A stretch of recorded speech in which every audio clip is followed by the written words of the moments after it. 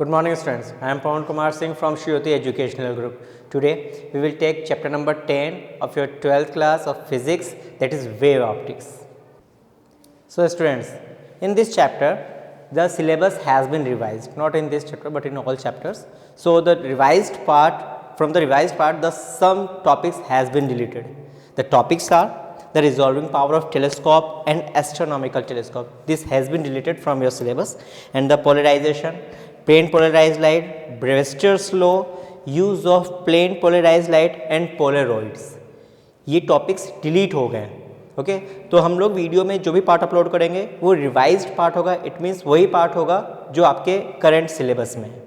Okay जो part deleted है वो टॉपिक्स हम इस चैप्टर वीडियोज़ में या फिर आने वाले वीडियोज़ में नहीं उठाएंगे. तो सबसे पहले बात करते हैं हम इंट्रोडक्शन की. Okay now wave optics. Wave के बारे में अगर हम सोचें तो वेव्स एक ऐसा पैटर्न होता है जस्ट लाइक दिस वन. लेकिन अगर हम लाइट की बात करें तो आपने ऑब्जर्व किया होगा कि लाइट तो स्ट्रेट लाइन में मूव करती है. ओके तो लाइट के लिए बड़ा कॉन्ट्राडिक्शन वर्ड है कि लाइट जो होती है वो स्ट्रेट भी मूव करती है और उसका वेव नेचर भी होता है. ये दोनों ही प्रॉपर्टीज को फॉलो करती है. स्टार्टिंग में बिल्कुल मैं हिस्ट्री से बताता हूँ आपको. आप प्लीज ओपन करें पेज नंबर 351. यहाँ से आपकी पूरी हिस्ट्री स्टार्ट हुई है. ओके तो पेज नंबर 351 में पूरी हिस्ट्री बताई गई किस तरीके से हमारे पास अलग अलग लॉज है, साइंटिस्ट ने किस तरीके से एक्सपेरिमेंट किया, क्या क्या कंक्लूजन किया. तो स्टार्टिंग से बात करते हैं 1637 की. ओके सिर्फ हिस्ट्री है, एग्जामिनेशन पॉइंट ऑफ व्यू से इतना इंपॉर्टेंट नहीं है लेकिन बताना जरूरी है इसलिए बता रहा हूँ. ओके 1637 में कॉर्परकस मॉडल एक आया था. इसके अकॉर्डिंग जो लाइट रेज होती हैं, ओके तो लाइट रेज में जब रिफ्रैक्शन और रिफ्लेक्शन हमने पढ़ा था. ओके ये तो आपने ऑलरेडी पढ़ रखा है कि रिफ्रैक्शन क्या होता है, रिफ्लेक्शन क्या होता है. तो कॉर्पस्कुलर मॉडल में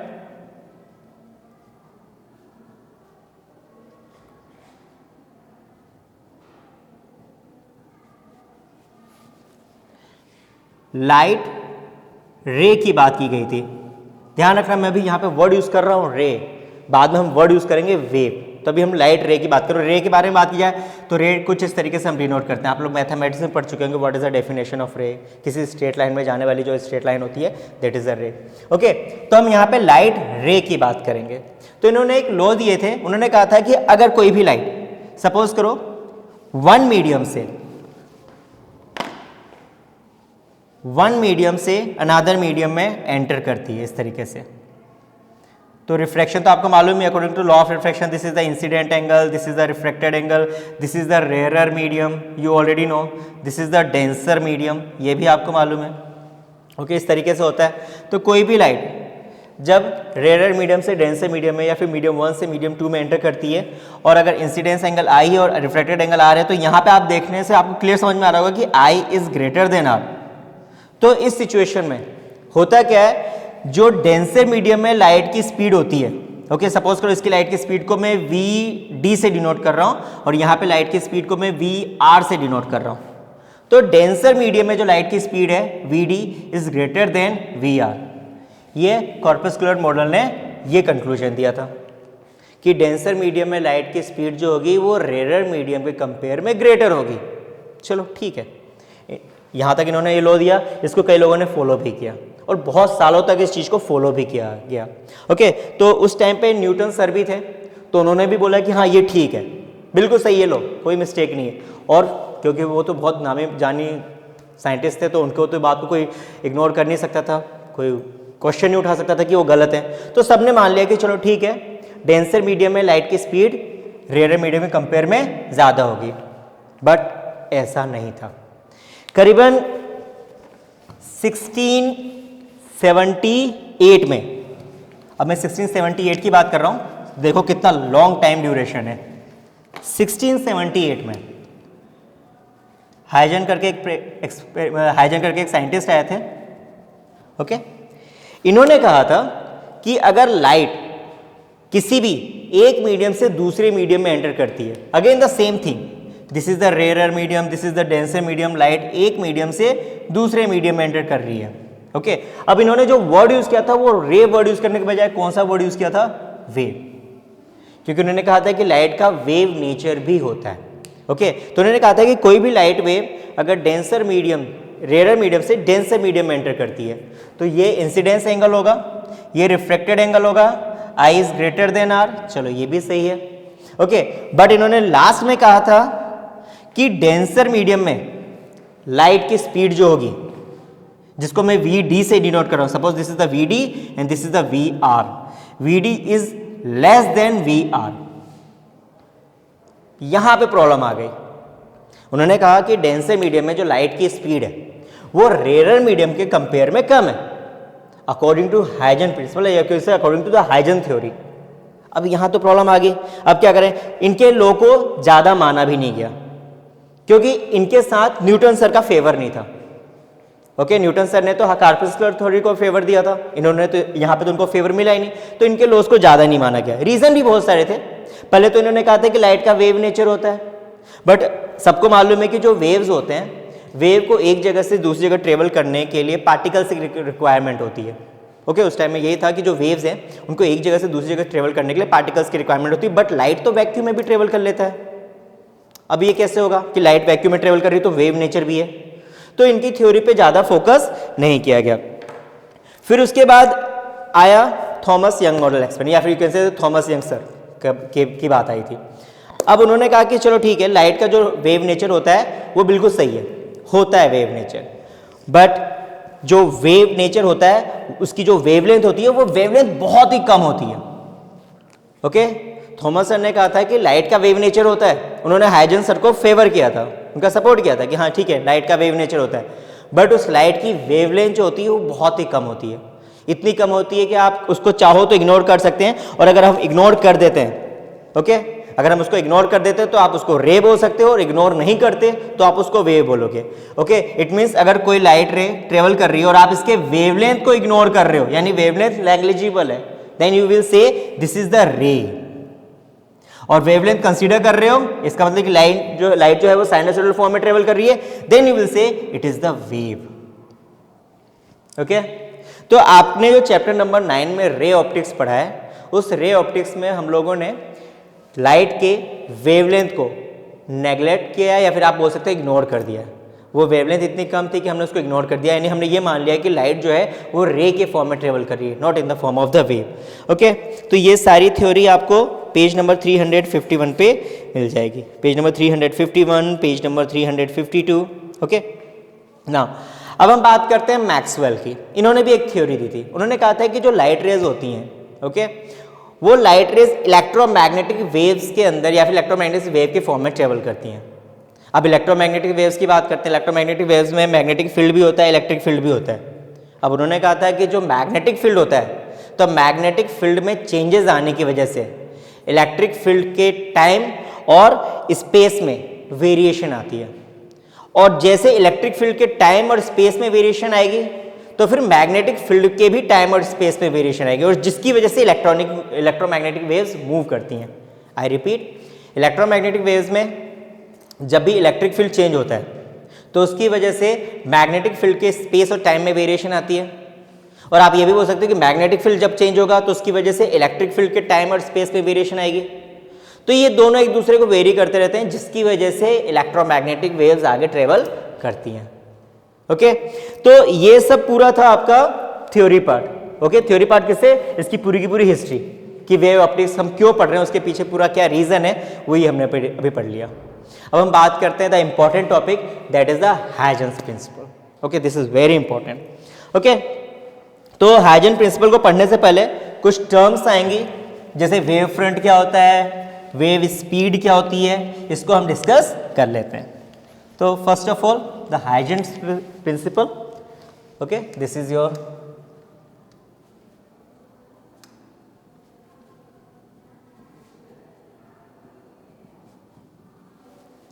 सबसे पहले हम बात करते हैं वेव फ्रंट की।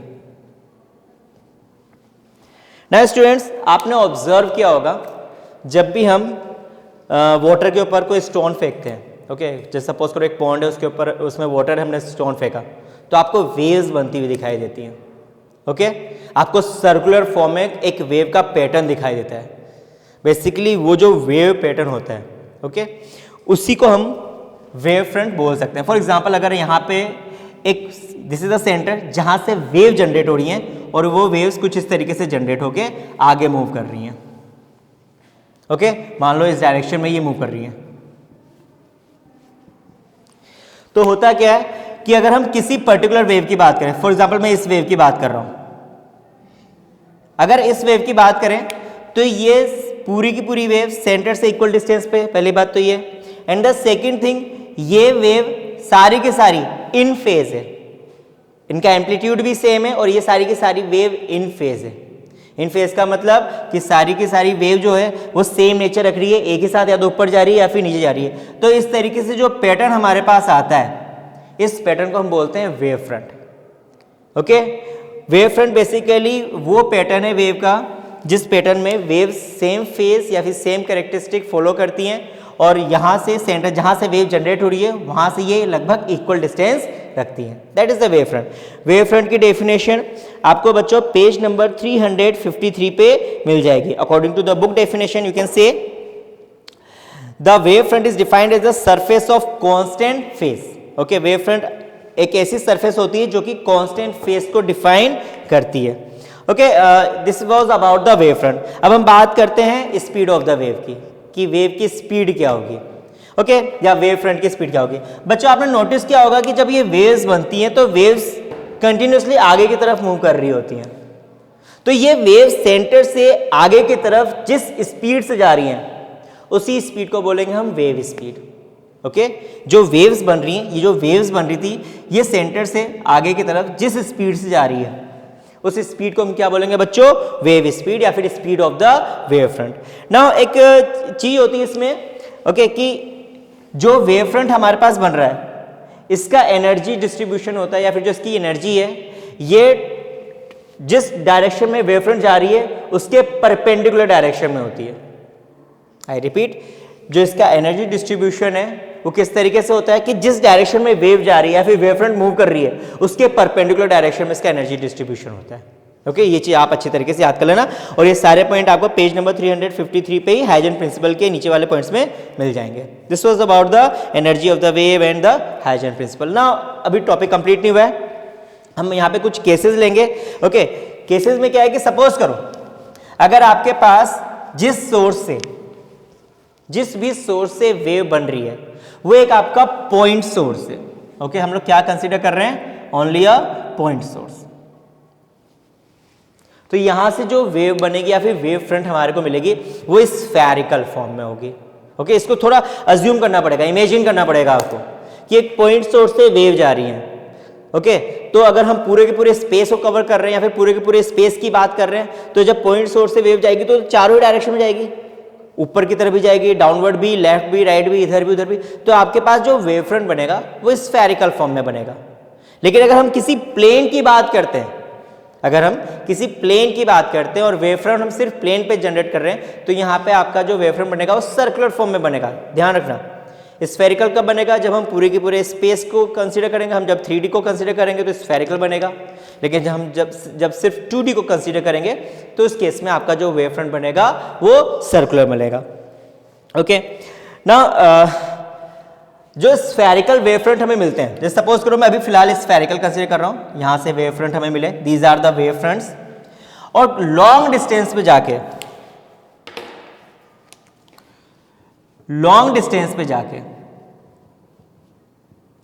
अगर मैं इस पार्ट वाले को या फिर इस पार्ट को कंसीडर करूं, लॉन्ग डिस्टेंस पे, मैं यहां पे कंसीडर नहीं कर रहा। फॉर एग्जांपल अगर मैं शॉर्ट डिस्टेंस पे इस वेव फ्रंट को लूंगा तो ये कुछ इस तरीके से दिखाई देंगे। एग्री और नॉट? अगर मैं शॉर्ट डिस्टेंस पे इस वेव फ्रंट को लेता हूं तो वो कुछ इस तरीके से दिखाई देंगे। लेकिन अगर मैं लॉन्ग डिस्टेंस पे जाके, बहुत दूर जाके इस वेव फ्रंट को लेता हूं तो वो कुछ प्लेन्स की तरह दिखाई देंगे आपको। ये जो वेव फ्रंट होंगे वो किस तरीके से हो जाएंगे, प्लेनर वेव फ्रंट की तरह। ओके, ये थोड़ा इमेजिन करने वाली चीज है कि आप अगर पास में रहेंगे तो सर्कल का रेडियस कम रहेगा जिसकी वजह से सर्कल आपको पूरा पूरा दिखाई देगा। लेकिन लॉन्ग डिस्टेंस पे जाने के बाद इन सर्कल का रेडियस इंक्रीज हो जाएगा जिसकी वजह से सर्कल का जो ये बाउंड्री है ये आपको कर्व ना दिखाई देके प्लेन दिखाई देगी। तो यहाँ पे आपको प्लेन वेव फ्रंट दिखाई देंगे, बने आपके सेंटर वाली लोकेशन से ही है, यानी सर्कुलर से ही बने, बट लॉन्ग डिस्टेंस पे आपके प्लेनर वेव फ्रंट की तरह दिखाई देंगे। और ये वाला डायग्राम आपको अच्छी तरीके से पेज नंबर 354 पे फिगर नंबर 10.1 में समझ में आ जाएगा। Okay, that is given on figure number 10.1। यहां पे समझ में आ जाएगा डायग्राम। तो ये मत समझना है कि फिगर नंबर 10.1 में जो हमें वेव फ्रंट मिला है, ये वेव फ्रंट किसी ऐसे सोर्स से बना है जो सोर्स ऑलरेडी प्लेन टाइप की वेव फ्रंट्स जनरेट कर रहा है। नहीं, सोर्स जो है वो स्फेरिकल फॉर्म में ही वेव फ्रंट जनरेट कर रहा है, बट लॉन्ग डिस्टेंस पे आते आते ये वेव फ्रंट आपको किसी छोटे से क्रॉस सेक्शन एरिया का अगर हम वेव फ्रंट देखेंगे तो वो आपको प्लेन दिखाई देगा लॉन्ग डिस्टेंस पे। ओके, तो ये डायग्राम आपको पेज नंबर 354 पे फिगर नंबर 10.1 पे मिल जाएगा। Now Huygens, according to Huygens principle, अगर किसी भी टाइम पे, सपोज करो मैं टाइम t = 0 की बात करता हूं,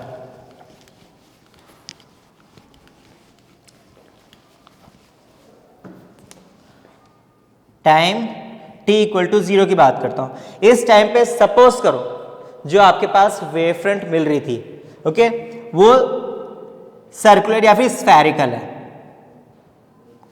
तो किसी भी टाइम टो के बाद भी जो आपको वेव फ्रंट मिलेगी वो स्फेरिकल ही मिलेगी। पहली बात तो ये। अब आप बोलोगे कि सर अभी तो प्लेन मिल रही थी, प्लेन मिल नहीं रही थी, हमने छोटा सा एरिया कंसीडर किया था जिसकी वजह से स्फेरिकल वेव फ्रंट भी प्लेन की तरह दिख रही थी, वो प्लेन नहीं मिल रही है तो स्फेरिकली, बट छोटा सा एरिया हमने कंसीडर किया जिसकी वजह से हमें वो छोटे से एरिया का भी वेव फ्रंट प्लेन फॉर्म में दिखाई दे रहा है, बट वो है स्फेरिकली। तो अगर आपको किसी भी टाइम t पे या फिर टाइम t = 0 पे वेव फ्रंट क्या स्ट्रक्चर मालूम है कि वेव फ्रंट किस तरीके की बन रही है, तो उस वेव फ्रंट के स्ट्रक्चर से आप ये फाइंड आउट कर सकते हो कि आफ्टर टाइम t = 2 या फिर after time t = 5 second 10 second जो नेक्स्ट वेव फ्रंट मिलेगी वो कैसी मिलेगी। ओके, इस चीज से हमें आइडिया लग जाएगा। नाउ हम वेव फ्रंट जनरेट करने की कोशिश करते हैं। वेव फ्रंट जनरेट करने से पहले कुछ एक दो पॉइंट्स और दिए थे हाइजन ने। उन्होंने कहा था कि जितनी भी वेव फ्रंट बनती हैं, जितनी भी, सपोज करो मैं यहाँ की बात कर रहा हूँ 1 2, तो यहाँ पे ये सेकेंड वाली वेव फ्रंट की बात कर रहा हूँ, तो ये वेव फ्रंट में जितने भी पॉइंट्स हैं मैं इनफाइनाइट पॉइंट कंसीडर कर सकता हूँ, तो ये सारे के सारे इनफाइनाइट पॉइंट्स कैपेबल होते हैं सेकेंडरी वेव फ्रंट क्रिएट करने के लिए। यानी हर एक पॉइंट से, यहाँ पे जैसे सपोज करो मैं इनफाइनाइट पॉइंट ले चुका हूँ, तो हर एक पॉइंट कैपेबल होगा सेकेंडरी वेव फ्रंट क्रिएट करने के लिए। यानी यहाँ से भी कुछ इस तरीके से वेव फ्रंट बनेंगी, फिर यहाँ पे कोलिजन होगा। ओके, फिर वो हम बाद में डिस्कस करेंगे अभी। ठीक है, ये पॉइंट समझ में आ गया, क्योंकि इसी से रिलेटेड हमारी नेक्स्ट थ्योरी है। नेक्स्ट थ्योरी में हम क्या पढ़ेंगे कि वेव फ्रंट जब जनरेट होती है, सपोज करो आपके पास ये एक वेव फ्रंट जनरेट हुई, ओके, इसको मैं F1 F2 बोल रहा हूं, this is a straight line, okay, F1 F2, यहां पे वेव फ्रंट जनरेट हुई।